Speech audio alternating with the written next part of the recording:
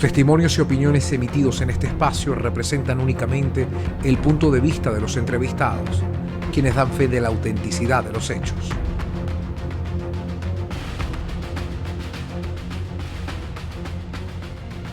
Y este espacio llega a ustedes gracias a St. Moritz, el placer del chocolate.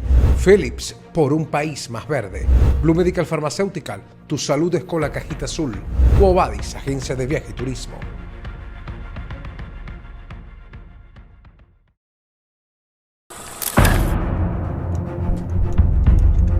En el año 2008, Venezuela conoció el caso trágico de Roxana Vargas, una heroína de la generación millennial que, pese a conseguir la muerte en manos de su psiquiatra, logró poner fin a una era de abusos cometidos por Edmundo Chirinos contra 1.500 mujeres, casi todas dopadas y ultrajadas en el consultorio médico. Ante su fatal desenlace, la joven nacida en Valle de la Pascua había dejado las huellas del crimen en un blog donde señalaba como responsable directo al doctor Chirinos. Su cadáver fue encontrado en el sector de Parque Caiza, en el municipio Sucre, marcando así uno de los capítulos de horror que más ha impactado a la opinión pública. Hoy Mariana Vargas, hermana de la víctima, dibuja un perfil humano de Roxana y describe el dolor incurable que esa tragedia causó en toda su familia. Roxana le guardó los números de teléfono de Edmundo Chirino, tanto el de la casa como el del consultorio, y le dice: mamá, si me pasa algo, si me llega a suceder algo, a pasar algo, aquí están los números del doctor Edmundo Chirino. Mi papá entró en una depresión. ¿En qué sentido? Lo que hacía era llorar. Mi mamá murió de un infarto fulminante.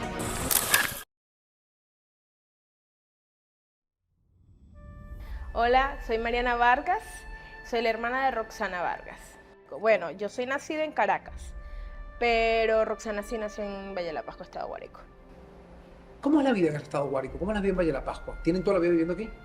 Toda la vida. Bueno, yo llegué a los 9 meses de nacida y mi mamá se vino de Caracas con mi papá después de casarse y nos criaron aquí en Valle de la Pascua, un pueblo tranquilo. Muy familiar, son un grupo familiar donde siempre salíamos juntos para todo, tanto para ir al supermercado, para cualquier cosa, siempre estábamos los 4 juntos. Cuando mi papá viajaba, porque tenía que, por cuestiones de trabajo, le tocaba salir de viaje, éramos nosotras 3 que nos quedábamos en casa, pues, pero siempre unidos. Mi mamá era corredor de seguros y mi papá también, pero ambos, mi mamá lo dejó de cuando nos tuvo a nosotros, que se dedicó a ama de casa.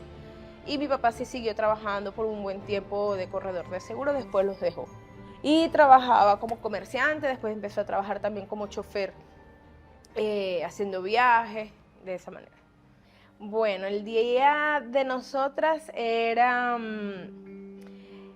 ir al colegio, mi mamá nos llevaba al colegio, regresábamos a las 12, nos iban a buscar, nos sentábamos en la mesa a almorzar juntos, mi mamá nos preguntaba todo sobre qué habíamos hecho en el colegio, que si habíamos que hacer tareas, después nos ponían a dormir un rato, a descansar para ya en la tarde, tipo 4 o 5 de la tarde, comenzar a hacer lo que eran las tareas del colegio. Y ya en la noche, ya después de culminar eso, nos dejaban salir un rato vivíamos en una urbanización, en una calle ciega, y nos dejaban salir para compartir con los otros vecinos. Ahí pasábamos toda la tarde, el resto de la tarde hasta las 8:30 de la noche, más o menos jugando con los vecinos. ¿Por qué tu mamá las sentaba o les cultivó esa manera en que el almuerzo era en familia y para conversar? ¿Por qué sientes que mamá hacía esa dinámica?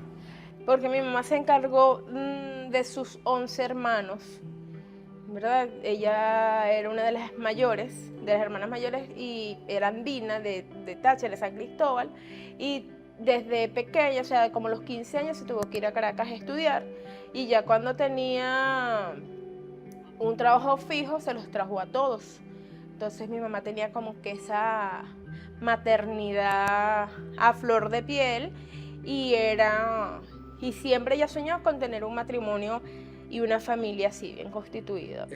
Estable. Era muy fuerte de carácter. Cuando decía que se tenía que hacer algo, era así. O sea, ella no las normas las respetaba. Era muy justa y muy responsable. Y ella nos inculcó eso, la responsabilidad.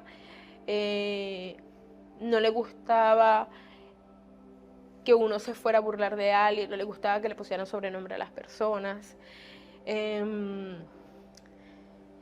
Mi mamá siempre nos inculcó en nosotros valores. Respetar a los demás, tener una buena educación, jamás pedir algo sin un por favor, o decir gracias, o llegar a un sitio y no decir buenos días. Siempre mi mamá nos enseñó, y mi papá también. Mi mamá era la fuerte de la casa. Era lo que ella decía era santa palabra. Mi papá también tenía su temperamento, pero nunca le faltó el respeto a mi mamá. Y nunca le llevó la contraria. Siempre la respetó muchísimo, pues. Pero mi papá también tenía un carácter muy fuerte. Entonces mi mamá sabía, si mi papá llegaba molesto de la calle, ella no le iba a preguntar al momento qué le había pasado o algo, sino que esperaba que él se calmara y que le dijera las cosas. También mi mamá era inteligente, sabía cómo manejar la situación. Entonces, por eso que te digo que se complementaron muy bien. Nunca vi a mis papás peleando, siempre estaban compartiendo, y con nosotras también. Nos castigaban y nos regañaban o nos pegaban porque hacíamos tremendura, pero no más ahí de agresiones físicas ni nada de eso, de que traumas, pues. No, puedo decir que no éramos perfectos, pero sí casi, pues. Éramos unas niñas muy felices, Luis. De verdad, Roxana y yo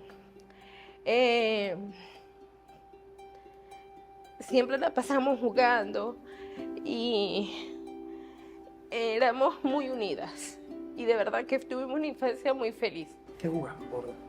Muñeca, agarrábamos y la cama de mi mamá le hacíamos como que si fuera una casa, le poníamos tela, guindábamos, buscábamos maneras de guindar de las paredes y hacíamos casa en la misma cama y jugábamos a muñeca, infinidades de cosas. A veces peleamos, pero siempre unidas, de verdad que sí. ¿Qué tipo de hermana era Roxana? Era media chismosita, ¿oíste? Sí, a ella le gustaba agarrar y si uno hacía cualquier cosa así, a veces lo decía mi mamá como para agarrar puntos con mi mamá, ¿sabes? Pero a la vez me quería muchísimo, de verdad que ella me cuidaba. A pesar de que era la más chiquita, me cuidaba a mí. Y había esa hermandad bonita, pues. Nosotros no peleábamos así mucho. No, mi mamá no tenía consentida, ¿viste? Porque a las dos nos cuidaba muchísimo. Mi papá seguro sí, Roxana, porque era la más cariñosa, era la que tenía más carisma, era la que estaba como más apegada a él. Cuando llegaba ella lo abrazaba, le hacía cariño, como te dije. Bueno, en fin, ella era mucho más atenta, yo sí era un poquito más antipática, pues. Mariana es introvertida, muy reservada al momento de hablar. Sí tiene nobleza, bastante. Ella es responsable, pero es muy reservada. Mientras que Roxana era totalmente extrovertida. Le gustaba hablar con todo el mundo, no tenía miedo, era muy terca, era lo que ella decía y se tenía que hacer las cosas como ella las decía, y tenía unos pensamientos muy concretos. Pero sí, Roxana respetaba a mi mamá, más no dejaba doblegar su pensamiento, pues. Yo sí no decía muchas las cosas, pero es que tampoco era que hacía cosas malas, pero, exacto, no, porque sí fuimos muy sanas, realmente no fuimos inventadoras de decirte que nos íbamos a escapar para una fiesta, no, porque teníamos esa confianza, nos dejaban salir. Pero Roxana sí era muy habladora, como te lo he dicho, lo conversaba todo y le contaba todo a mi mamá, porque mi mamá nos dio esa confianza desde chiquita. En la medida que iba creciendo, los gustos musicales de Roxana Vargas fueron cambiando, y conforme sucedían esas transformaciones, también afloraba una Roxana con mayores ambiciones académicas y una Roxana dispuesta a conquistar el amor. Tenía una obsesión con los Backstreet Boys, ¿verdad? O sea, a ella le encantaba la música de los Backstreet Boys. Le encantaba un Catire, y le encantaban los alemanes. O sea, para ella los alemanes eran perfectos. No le gustaban los caballos, por nada del llano. No le gustaba nada de los quehaceres del hogar. Nada de eso le gustaba. Ella decía que iba a ser muy famosa y que ella no iba a tener necesidad de estar limpiando, de estar cocinando, porque ella iba a tener las personas quien la atendieran. Entonces ella no necesitaba nada de eso. Inclusive hubo un momento en que yo quería aprender a manejar y tenía luego a mi papá para que me enseñara. Y él me dice, sí, te voy a enseñar mañana. Pero ese mañana nunca llegó. Y Roxana decía, pero Roxana, ¿por qué tú no le dices para ver si entre las dos, cónchale? Pero ¿para qué? Si yo voy a ser tan famosa que yo no voy a necesitar de manejar a mi mamá, yo voy a tener un chofer que me lleve y me traiga. O sea, ese era el pensamiento de ella. Entonces, Roxana en esa parte era muy cómoda.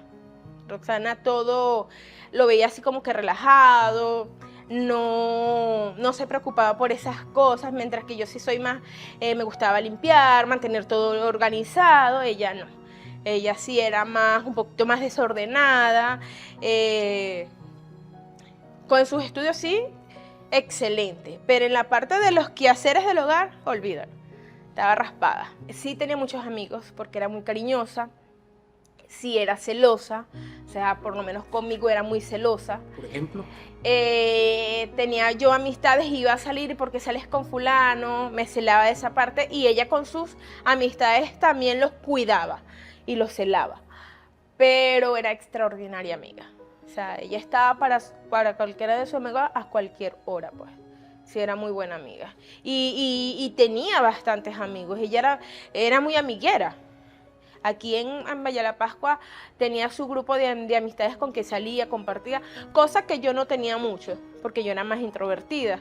Entonces yo tenía que si 2 o 3, mientras que ella tenía 4 o 5 amiguitas con las que se reunía, hacían pijamadas, se iban de fiesta por un cumpleaños. Yo no, esa era la diferencia, que ella salía más, pues.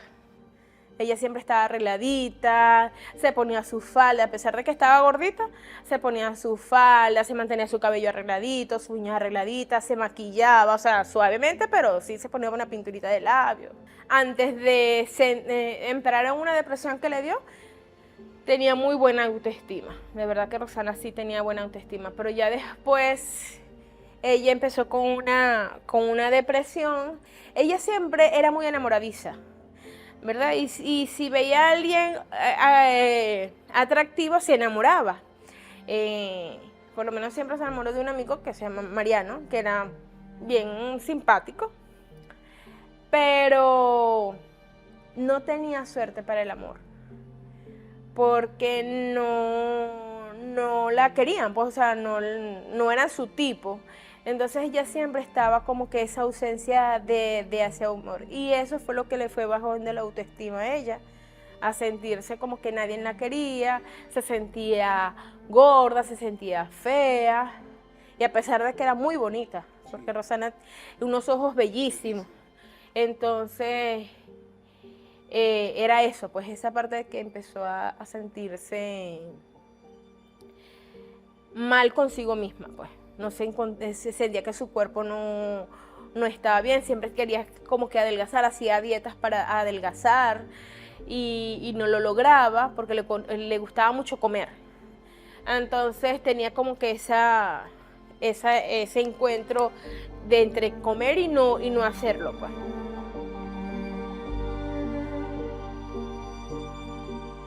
¿Qué podría sacarle la peor cara a Roxana? La injusticia. La injusticia, cuando algo no era justo, ella se molestaba muchísimo. Eso. Ella en esa parte sí, y era muy noble, pero sí le gustaba la justicia. De carácter decidido y personalidad extrovertida, Roxana Vargas manifestó tempranamente su deseo de crecer profesionalmente, para lo cual creyó conveniente mudarse a Caracas, la capital venezolana. Así iniciaba sus estudios de comunicación social en la Universidad Católica Santa Rosa, donde destacó con un perfil de alumna brillante. Ya cuando me gradué yo, nos tuvimos que mudar para otra casa, ¿verdad? Mi papá tuvo esa casa donde vivíamos desde que chiquitas hasta la adolescencia, era propia, y mi papá, por un problema económico, tuvo que salir de la casa y nos fuimos a vivir alquilados a otra casa. Entonces, mi mamá se puso a vender tisana y fue cuando empezó ella, bueno, voy a ayudar a Antonio, y se puso a vender tisanas y tortas al frente, en el porche de la casa. Y se le sentaba a la muchacha, a mi mamá, todos los días ahí en la tisana, a llorar, que ella se quería ir para Caracas, que quiere irme para acá, mamá, yo voy a estudiar y voy a trabajar, porque mi mamá decía, ajá, si me la llevo, tiene que ser una universidad privada, porque ella quería estudiar rápido, no quería esperar a concursar en la central y algo así. Entonces, nada, tuvo como 2 semanas en eso, diciéndole a mi mamá todos los días, hasta que mi mamá habló con mi papá. Le dijo, bueno, Antonio, vamos a hacer el sacrificio y vamos a pagarle la universidad a Roxana. Ella se compromete con nosotros de que va a buscar trabajo y que va a pagar la universidad. Entonces, bueno, vamos a darle ese voto de confianza, y mi papá aceptó. Fueron, la inscribieron, la instalaron en el apartamento que vivió mi abuela y mi tía. Y entonces ya cuando se instala Roxana, que empieza a estudiar, ella, teníamos un conocido, una persona, un familiar en Funda Ayacucho, y empezó, así como se sentó con mi mamá, empezó con aquella, que necesitaba una beca, que no sé qué, esto y el otro, para estudiar, para que le pagaran la carrera, que ella tenía buenas notas. O sea, empezó a estudiar y como a los 6, 7 meses ya Funda Ayacucho con las primeras calificaciones la becó. No, ella estaba fascinada. Es que desde el primer día le encantó la carrera. O sea, ella soñaba con ser una periodista famosa y trabajar en Radio Caracas Televisión. Esa era su meta.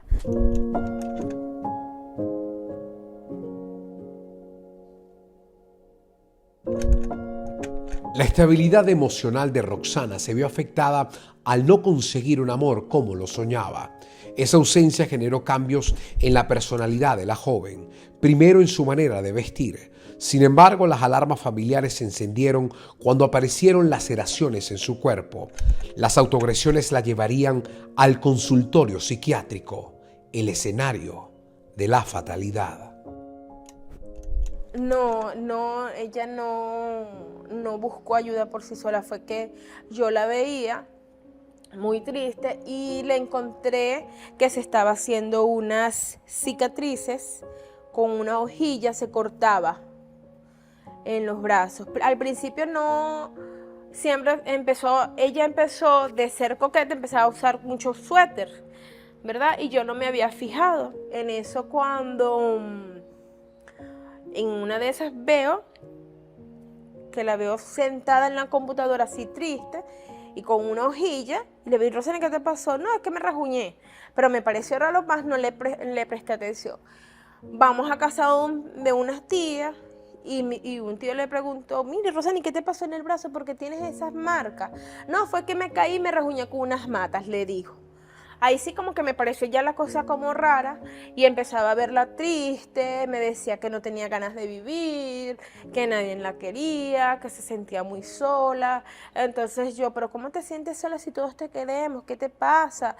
Si mira, tienes a mi papá, tienes a mi mamá, me tienes a mí, o sea, ¿cómo tú vas a decir que no te queremos si nos tienes a nosotros? Entonces ella, no era ese amor lo que ella estaba buscando, sino un amor de pareja, pues, y no lo conseguía.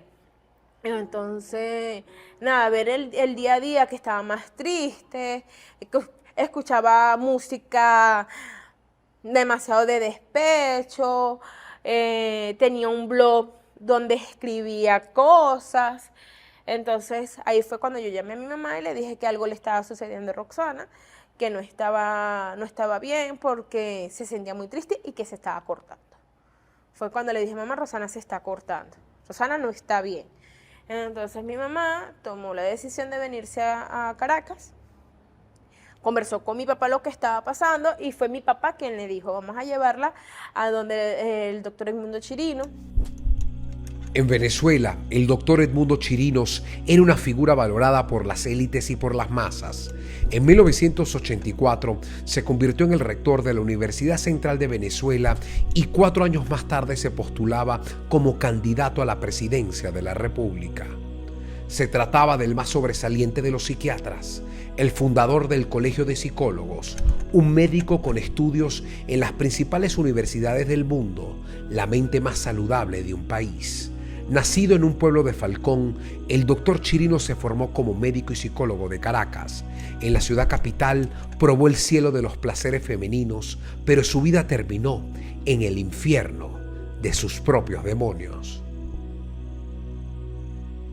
Porque mi mamá sufrió depresión postparto con nosotras dos.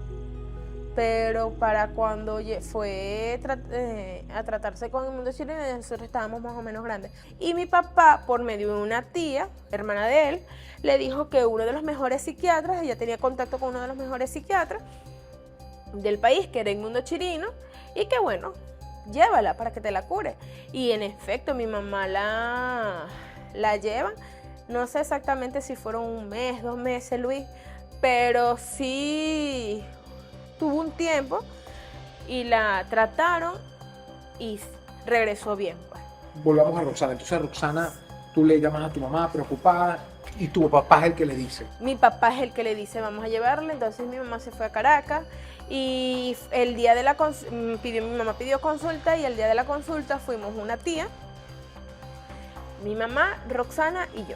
Ella estaba así como que no le importaba, pues, que la estaban llevando ahí, porque ella estaba muy dispersa, o sea, ya no era esa Roxana alegre, conversadora, más bien cambió totalmente, era introvertida, muy callada, lo que hacía era escuchar música para sí, se ponía a escribir mucho, pero hizo un cambio total de esa Roxana alegre a una Roxana muy triste. ¿Qué pasó en esa primera consulta? Entra mi mamá, le explica lo que estaba pasando y entonces Edmundo Chirino nos pide hablar sola con Roxana. Y le hizo una entrevista, empezó a preguntarle y después sale Edmundo Chirino a decirle a mi mamá que Roxana era esquizofrénica, que lo que tenían, y que tenían que hacerle unas curas de sueño. Pero en ese momento, cuando él está diciendo eso a mi mamá, yo justamente estaba leyendo en una cartelera lo que era la esquizofrenia. Y a mí no, o sea, si es lo que estaba, no lo relacioné con lo que yo estaba viendo en mi hermana. Pero ¿quién me iba a parar a mí si yo? Entonces me quedé callada, pero yo no estuve de acuerdo con ese diagnóstico tan drástico que dio el doctor en ese momento, pues. Porque Roxana Roxana no hablaba sola, Roxana no estaba viendo, escuchaba voces, ¿me entiendes? No veía alucinaciones, nada, que eso lo hace un esquizofrénico. O sea, ella lo que quería era cortarse, quizás morirse por ese sentimiento de soledad que tenía.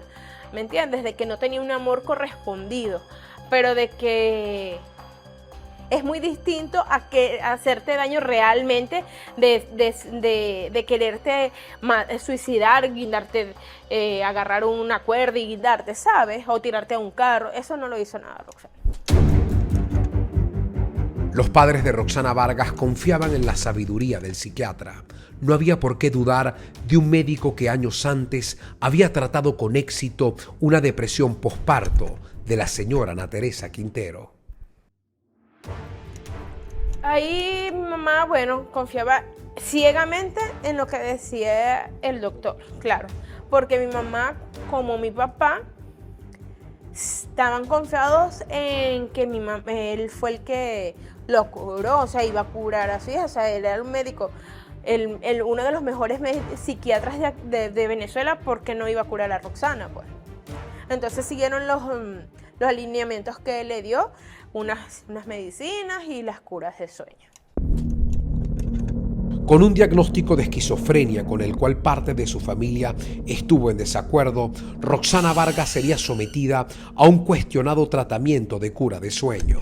Tras someterse a la primera sesión, la estudiante de comunicación social despertó sin el control de sí misma, pero fue en la segunda cita médica donde sería dopada y abusada por su médico tratante.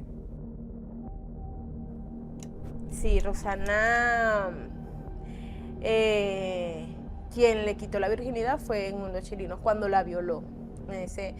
Nos dimos cuenta, o sea, se dieron cuenta fue porque la primera cura de sueño que le hacen, ella sale toda dopada y le decía, mentira, en la segunda cura de sueño, y le decía a mi mamá que le vino la menstruación, que había que buscar una toalla, no sé qué. Mi mamá compró la toalla y esto, pero resulta que al día siguiente no sangró más, y sí le pareció extraño a mi mamá, y le preguntó al doctor, y le dijo que era parte del tratamiento. Quizás mi mamá, por misma ignorancia de no saber, se quedó tranquila. Y en la tercera cura de sueño, ella le hicieron, yo te había comentado que le habían hecho 7, pero es que iban a ser 7 curas de sueño, pero le hicieron 4 curas de sueño. En la tercera siguió, o sea, ella no recordó nada, salía dopada, pero en la cuarta cura de sueño sí salió dopada como siempre, pero demasiado callada, dice mi mamá. Yo no estaba en ese momento. Y ella pidió hablar con una amiga. Entonces mi mamá le dijo que ella, una amiga de aquí de Valle de la Pascua, pero que también está estudiando en Caracas, y la llamaron y se reunieron en el Sambil, y le dice lo que sucedió. O sea, parece que Edmundo Chirinos, después que le hace la cura de sueño, la pasa al consultorio y empieza a hacer con ella, la pone a que le haga y infinidad de cosas, y bajo dopada, y esta niña le dice que porque no gritaba ni nada de eso, ella dice que no se puede defender. Lo mismo, entonces fue cuando ella le dice, tenemos que decirle a tu mamá, y ella dice, pero es que no me van a creer, porque van a pensar que son fantasías. Los vamos a decir, se lo dijo a mi mamá. En ese momento mi mamá le preguntó que por qué no había gritado o había hecho algún gesto de ayuda. Mamá, pero si estoy dopada, ¿cómo hago? No puedo ni levantar los brazos. Entonces ahí se fueron para casa de unos tíos a reunirse, a ver qué podían hacer. Hablaron con un médico que parece que es allegado o conocido de Edmundo Chirinos, y él les recomendó que la llevaran a un ginecólogo para ver si era verdad lo que descartaría, a ver si era verdad, porque Roxana era virgen. Y también que si la pasaban al 6CPC para la iban a tratar muy mal y que no le iban a creer nada porque ella estaba bajo un tratamiento psiquiátrico. Que él podía alegar de que era mentira, pues era imaginaciones bajo el tratamiento. Entonces sí la llevaron a un ginecólogo, a una doctora, y en efecto sí había perdido la virginidad, pero la doctora, para no hacerla sentir más mal de lo que estaba, le dijo a Roxana de que no había perdido la virginidad como tal. Que no, o sea, le dijo esa mentira. Pero cuando tú vayas a tener tu primera relación realmente con alguien que tú quieras, sí vas a perder tu virginidad, tranquila, Roxana, pero era mentira, pues. O sea, era como para no hacerla sentir peor de lo que ella está. Por decisión familiar, Roxana Vargas es llevada a Valle de la Pascua para ser tratada por otro médico, un especialista que pudo devolverle la salud mental que había perdido. Se la traen a Valle de la Pascua y aquí empieza ese proceso de que la llevan a otro psiquiatra, y el doctor le mandó un tratamiento y le dijo que bueno, que eso era un proceso lento porque también que había que manejar la parte de la violación, pues. Y mis papás hablaron con él y le explicaron lo que había sucedido, pues. Entonces el doctor se quedó sí le creyó a Roxana, o sea, sí les creyó. Y sí comentó de que él, cuando estudiaba la carrera, ¿verdad?, en la central, y cuando hizo lo del profesor de psiquiatría, sí se escuchaban cosas de Edmundo Chirino en la universidad, pues, de que perseguía a las estudiantes, las amenazaba, que si tenían que pasar la carrera tenían que estar con él, esa serie de acosos que le hacía a las estudiantes, pues. En su ciudad natal, Roxana iniciaba un modo de vida mucho más calmado, pero quiso recuperar las metas universitarias en Caracas. Lo que la familia no sabía en aquel momento es que la joven había trazado en su mente un plan de venganza contra Edmundo Chirinos. O sea, la vemos bien, pues, ¿sabes? La vemos tranquila, ya estaba más alegre. Ella empezó a trabajar en una tienda de ropa de niños y se hizo muy... congenió muy bien con la dueña del negocio. Y como nosotros, como te dije al principio, mi mamá nos enseñó la responsabilidad, valores de que no podíamos robar nada, o sea, que siempre se fuéramos honradas. Entonces ella se ganó la confianza de esa señora, de una colombiana, y la dejaba sola y estaba pendiente, más bien le mantenía la tienda arregladita. Fíjate tú, en ese entonces mantenía la tienda arregladita, todo lo contrario a lo que a ella no le gustaba hacer, que hacer es del hogar ni nada de eso. Pero ahí era otra Roxana, pues. Entonces, chévere, ella ya cuando sale lo del fin de año, se despidió de la señora, le dijo que no iba a seguir trabajando porque se iba para Caracas a estudiar, que ella quería seguir estudiando comunicación social, pues. Que eso era, que ella no quería estar ahí. Inclusive mi mamá la quería conseguir trabajar en un periódico de aquí de la región, pues. Y le dijo que no, que eso no estaba a su altura, es que esa muchacha era una cosa seria. Entonces que ella sí iba a ir a estudiar para seguir su carrera. Pero no teníamos, de verdad que nunca nos imaginamos que también Roxana iba con otra intención a Caracas. O sea, de saberte así como tal de cuál era la venganza, no. Eso todo lo saco yo desde después, ¿sabes? ¿Cuál crees tú que fueron las motivaciones de Roxana para iniciar una relación amorosa con Chirino? ¿Por qué crees que la sedujo? ¿Por qué entró en ese juego? Quizás era manipulada por él, Luis, porque enamorada no, ella estaba enamorada era de Mariano, ¿me entiendes? Solamente que ya ahora las cosas cambiaron, porque ella sí me decía que nadie la iba a querer porque había sido violada. ¿Me entiendes? Ella ya se sentía sucia. Ella me dijo, yo me siento sucia.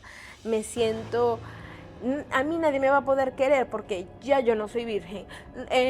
Quizás a esta época la virginidad no es importante, pero para cuando Roxana estaba, quizás todavía eso se respetaba, ¿me entiendes?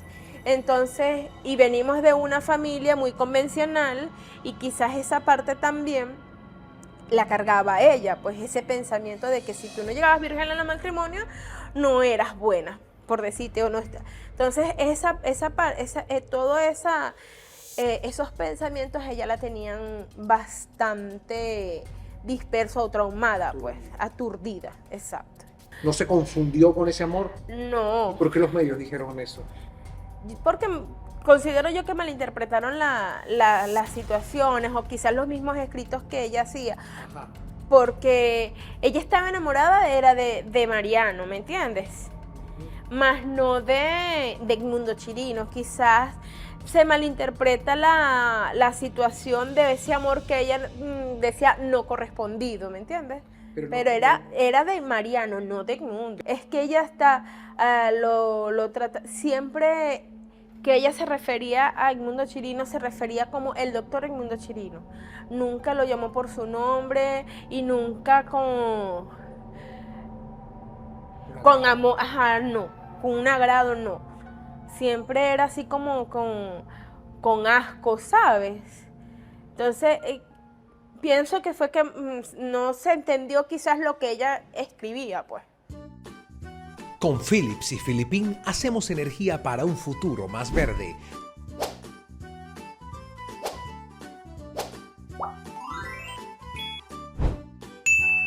Ya puedes depositar tus pilas en tu punto de recolección más cercano. Entonces, yo siento que se tergiversó mucho entonces las palabras de Roxana, porque lo que yo había entendido es que Roxana había desarrollado una codependencia emocional al mundo chirino. No, No. ella sí lo visitaba, ¿Por qué? ¿verdad?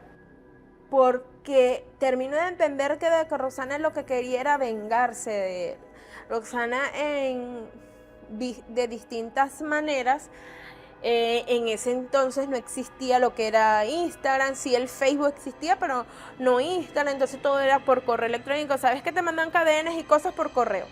Roxana en varias oportunidades hizo cadenas en donde denunciaba el mundo chirino y lo que hacía el mundo chirino en su consultorio. En una oportunidad se fue y le metió, porque me lo cuenta ella, que le hizo como una advertencia de que si seguía haciendo las atrocidades que hacía en el consultorio, lo iba a denunciar. Y en esa oportunidad se lo metió por debajo de la puerta, porque él tenía en el consultorio 2 puertas, la principal y una más pequeña que daba directo a su consultorio. La principal te dejaba el lobby, en donde la gente lo recibía y toda esta cuestión, y había una chiquitica que sí entraba, que eran por donde pasaban algunos personas que no podían ser vistas, pues de alto rango.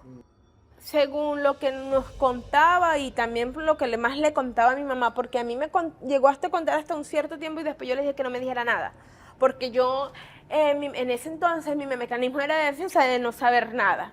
¿Me entiendes? Que fue grave, porque quizás si yo hubiese sabido más, no pasa lo que sucedió, pues que la matan, que la asesina. Entonces, pero sí me llegó a decir en un momento, y también se lo dijo a mi mamá, que no siempre eran encuentros sexuales, ¿verdad? A veces era a ver qué él hacía o cómo trataba él a sus demás pacientes. Entonces llegó una modelo, era una mujer que muy bonita, con un cuerpo perfecto, que sí la trajo un poder judicial, dopada, le hacen cura de sueño, y él empieza a agarrarle los brazos, a tocarle los senos y a agarrarle las piernas, y dice, ¿viste, Roxana, todo lo que yo puedo hacer con los pacientes? Claro, Roxana no nos dijo que hizo algo sexual con ella, sino solamente que como que mira cómo están dormidos y qué puedo hacer, yo tengo el control de ellos.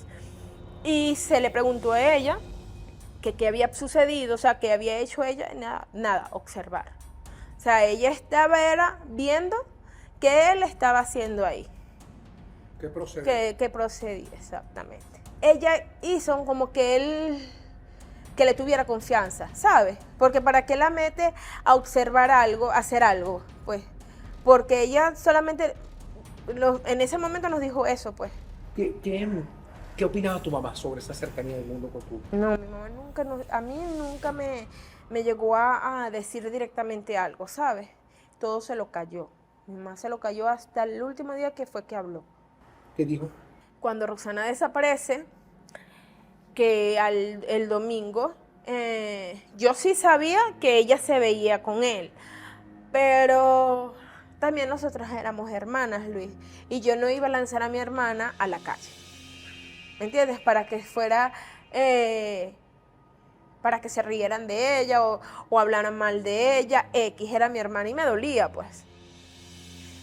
Resulta que empiezan a buscar mis tíos en el apartamento a ver qué pasaba, si había dejado una nota, algo, porque no aparecía, y era Roxana, nunca llegaba tarde. O sea, ninguna de nosotros llegamos tarde al apartamento, y menos sin avisar.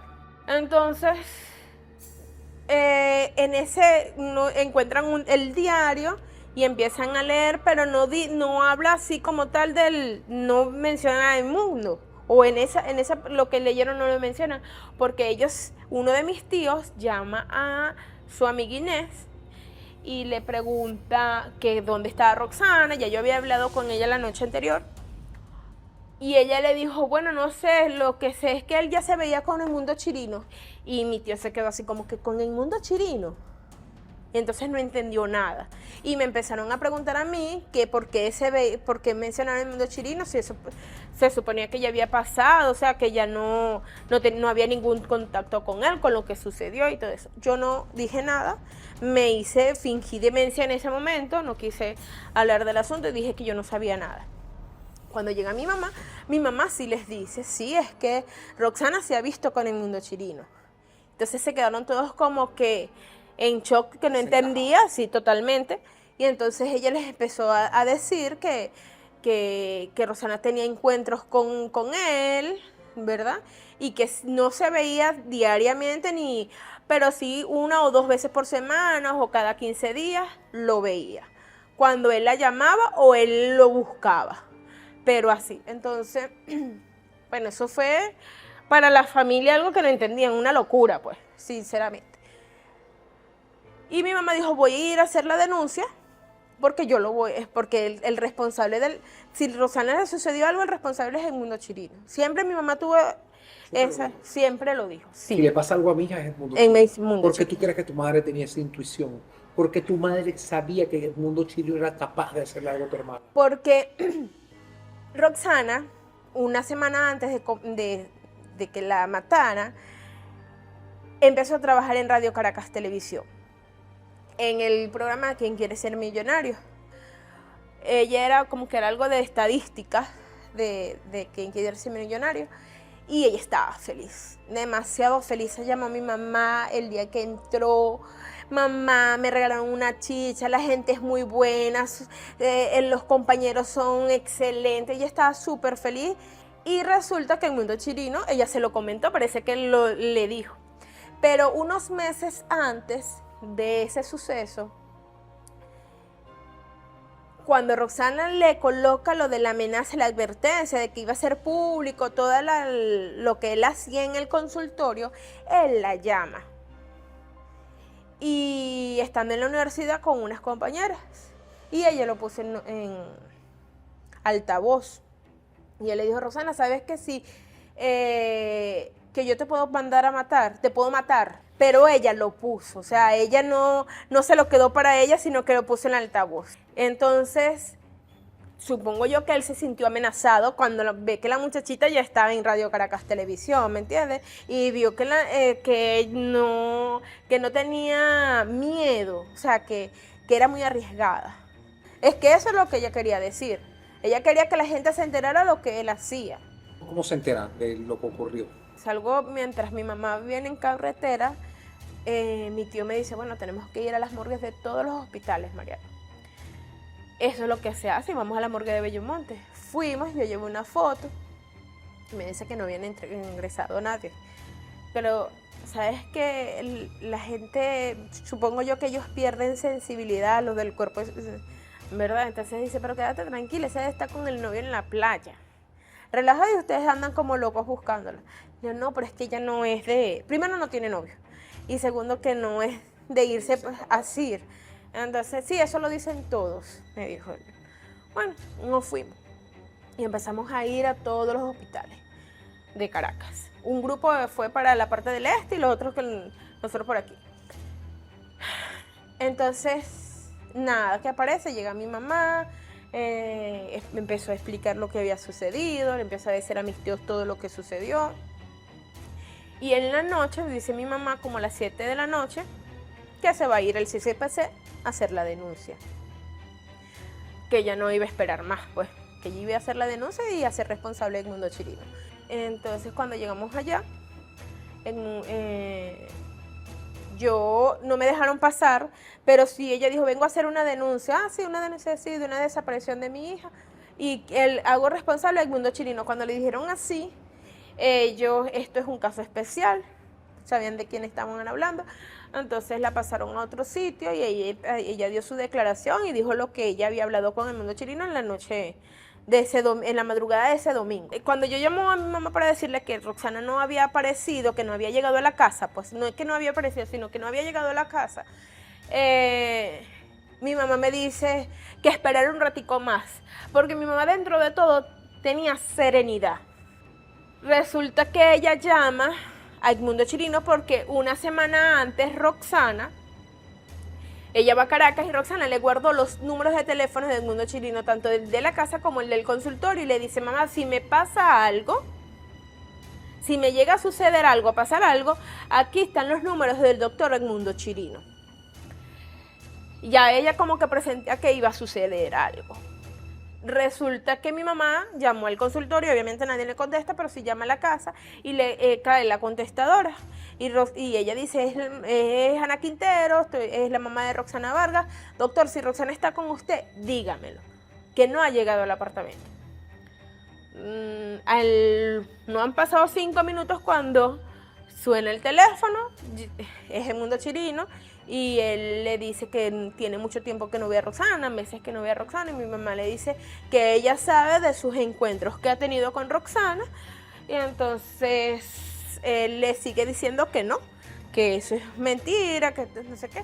En esa cuestión él le dice, doctor, yo tengo pruebas, hay una persona que lo vio cuando Roxana se montó en su carro. Pero eso era mentira, o sea, eso fue un mecanismo de que mi mamá lo dijo en ese momento.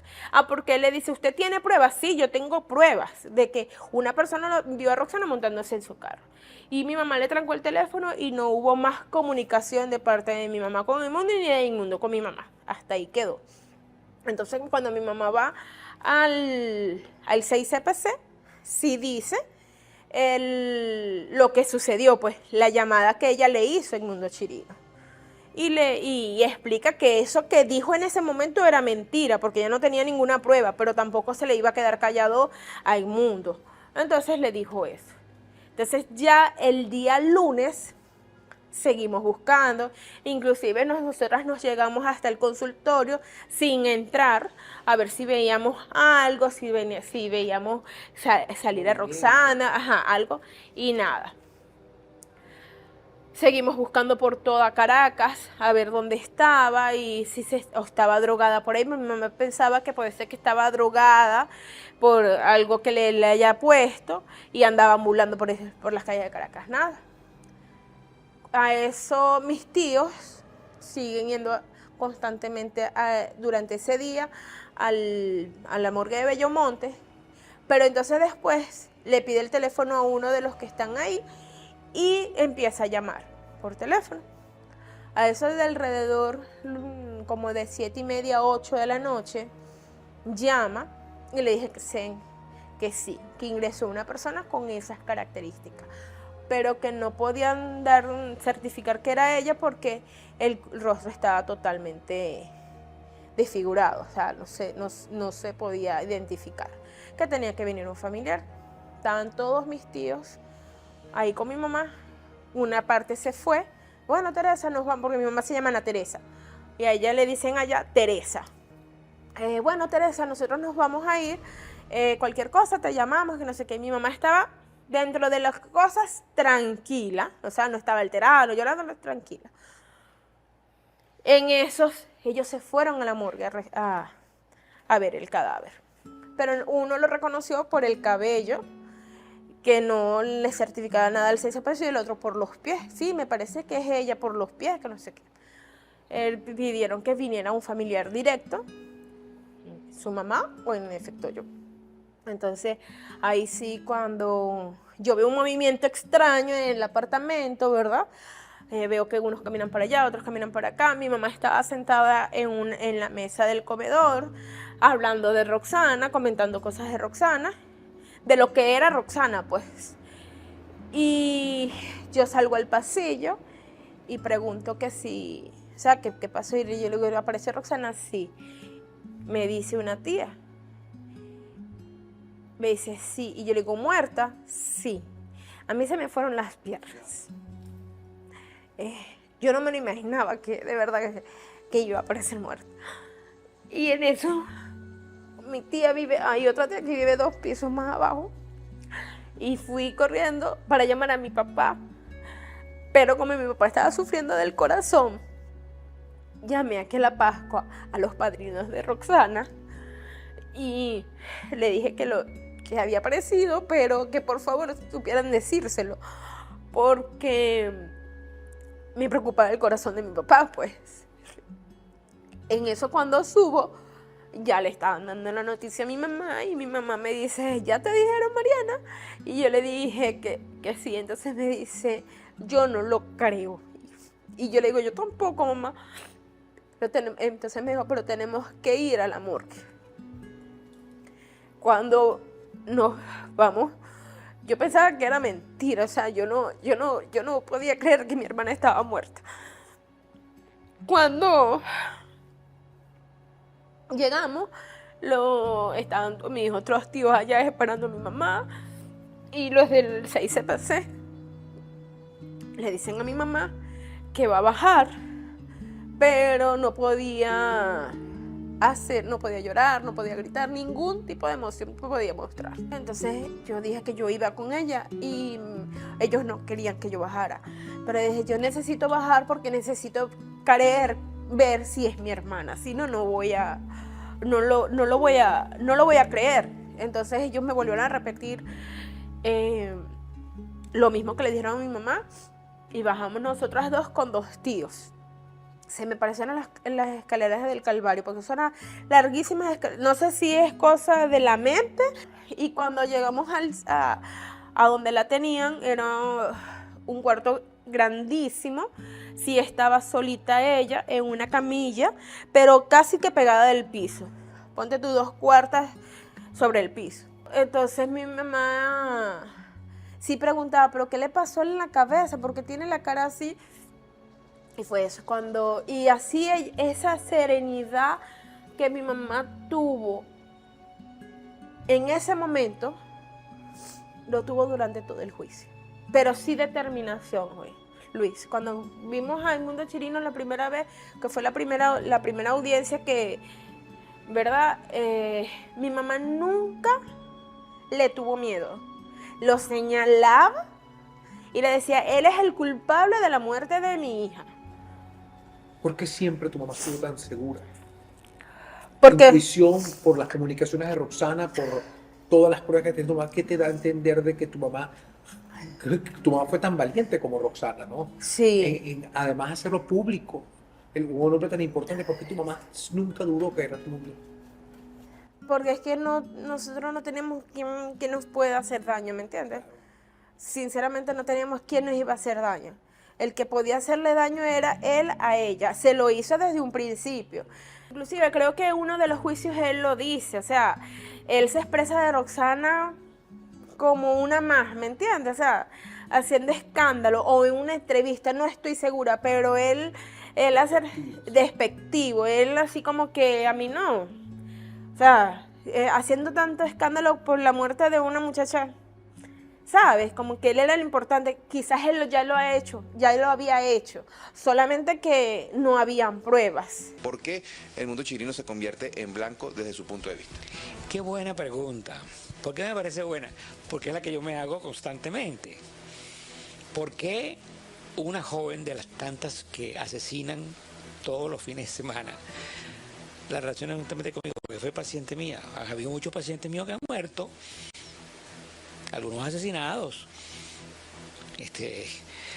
Entonces cada vez que un paciente mío muere, de la forma que sea, tiene que aparecer el nombre de Edmundo Chirino en toda la prensa.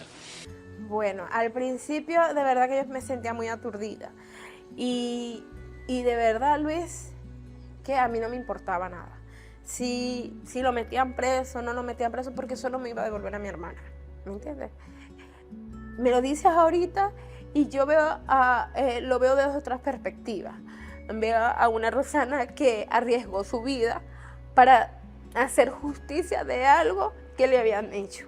Como te lo dije, ella era muy justa, o sea, le daba rabia la injusticia. Y lo que le hicieron, lo que le hizo él, fue injusto, ¿me entiendes? De aprovecharse de una persona, de una debilidad mental o por pasar por una depresión, por algo, aprovecharse de una enfermedad para hacer daño, ¿me entiendes? Porque eso es lo que hacía con todos sus pacientes. Este mal de la muerte de tu hermana trajo un mal familiar, en general, porque tu mamá y tu papá en silencio sufrieron mucho, ¿no? Tu padre murió y tu mamá también. ¿Qué pasó con tus padres? Mi papá entró en una depresión. ¿En qué sentido? Lo que hacía era llorar. Nosotros en la casa, cuando pasamos de adolescente, esa sí era una casa más, no rural, pero una casa de pueblo, del centro del pueblo. No, del centro del pueblo, ¿verdad? Ajá, plata banda, no sé qué, pero un poquito más viejita. Pero tenía un patio bien grande. Y él se sentaba todas las noches, Luis, para que no lo viéramos. Esa casa tenía bastante iluminación y entonces él no dejaba que uno prendiera la luz del patio porque él se sentaba a llorar. Mi papá pasó 1 año y 10 días en eso, llorando a Roxana. Y él estaba con lo del corazón, como te dije, y él se iba, nosotros no sabíamos, pero después nos comenta el cardiólogo, después que mi papá fallece, que él se iba casi todos los días. Esperaba que el cardiólogo viera todos sus pacientes, porque era amigo de mi papá, aparte de que era su cardiólogo, era amigo, y se iba a llorar. Mi mamá siguió vendiendo tisana. Durante ese proceso, todavía tenía que venir algunas audiencias aquí a Caracas, a hacerlo de...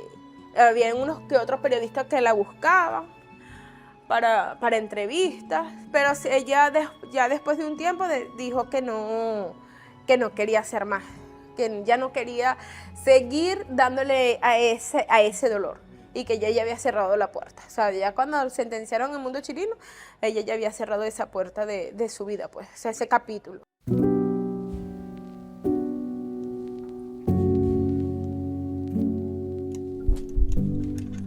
Pese a la sensatez que había mostrado ante la tragedia de su hija Roxana, la acción de Edmundo Chirinos trastocaría su equilibrio mental y finalmente la señora Ana Teresa sucumbía de un paro cardíaco el 31 de diciembre del año 2016. Mi mamá murió de un infarto fulminante. Sufrió un episodio... ahí sí tengo como lagunas, porque fue tan traumático, porque lo viví, ahí sí tuve que vivirlo sola. Creo que fue en el 2015, sí. Tuvo un episodio, se desequilibró, yo no estaba aquí, estaba en Valencia, y me llamó y me estaba diciendo unas cosas como muy incoherentes. Exacto, entonces me vine y no estaba bien. En ese momento estaba en la Cena Mariela, porque yo llamé a las personas que sabía que la podían tener mientras yo llegaba, pues, a acompañarle, exacto. Cuando llegué estaba diciendo cosas que no eran, pero no sé qué fue lo que detonó ese momento. Me la llevé, la tuvieron en Yagua, en un psiquiátrico en Yagua, 1 mes. Cuando la fui a buscar, o sea, la fui a buscar 1 mes y medio, estaba perfecta. Después se me volvió a descontrolar. Ya mi mamá, en el segundo episodio de eso, de llevarla a la clínica, mi mamá me dio una piedra en la cabeza, porque quería matarme para ella suicidarse, porque ella no quería seguir viviendo. O sea, ya ella sentía que no tenía nada que hacer en esta vida, entonces no me quería dejar sola, ¿sabes? Entonces hizo eso, obviamente medio me descontroló, pero como pude, le quité la piedra, ahí llamé, me volvieron gracias a personas de verdad que es muy cercanas a mí, amigos que me quieren, me ayudaron y me la volví a llevar. Y ya en diciembre de ese 2016, vuelve a repetir el episodio, pero ella estaba tranquila, o sea, yo no la vi que estaba mal, o sea, que estaba diciendo incoherencia y tal, con lo de la piedra tampoco. Y agarró un cuchillo y estábamos en la cocina, agarró un cuchillo y me lo pasó, me dice, es que te quiero matar. Pero cuando hice así, me hizo una cicatriz que tengo aquí, y como pude, le quité el cuchillo, llamé a las personas, y ahí sí, en ese momento, mis tíos tomaron como, digamos, como que los hermanos de ella, tomaron como que las riendas de la situación y me dijeron que había que llevarla para Cebucán en Caracas, para internarla. Y en ese momento yo me voy con ella a la interna y fue la última vez que la vi, porque eso fue el 18 de diciembre.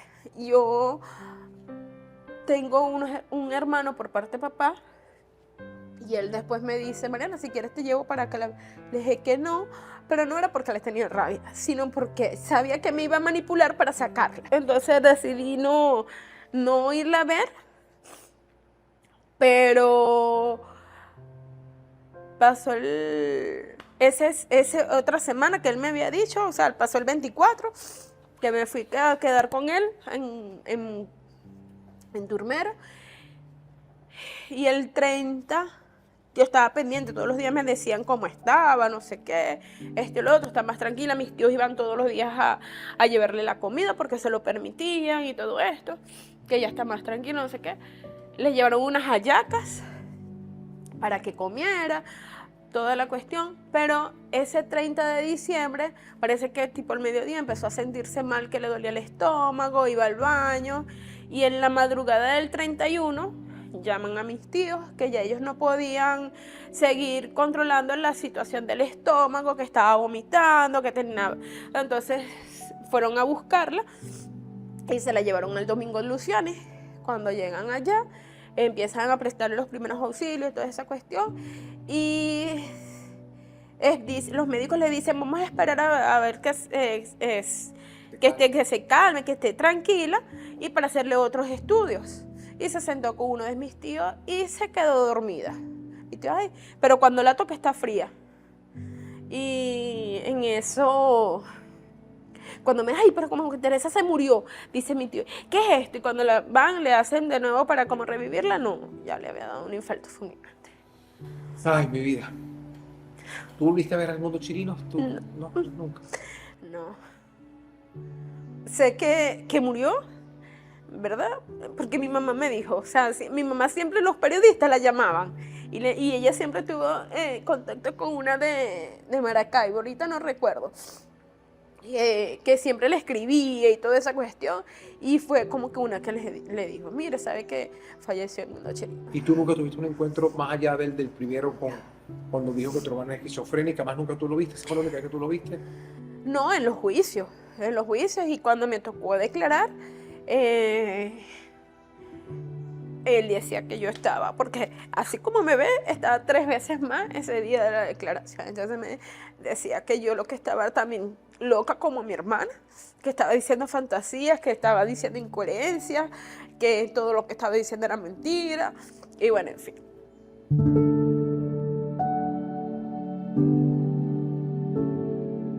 Una familia venezolana llena de valores quedó destruida por un psiquiatra que, incapaz de garantizar la salud mental, prefirió sacar a flote el monstruo que llevaba en su naturaleza.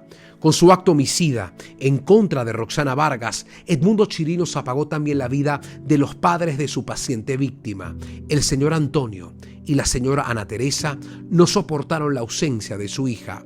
Abrazada a su ética de periodista, Roxana Vargas será recordada como la joven heroína que con su agudeza hizo valer la justicia.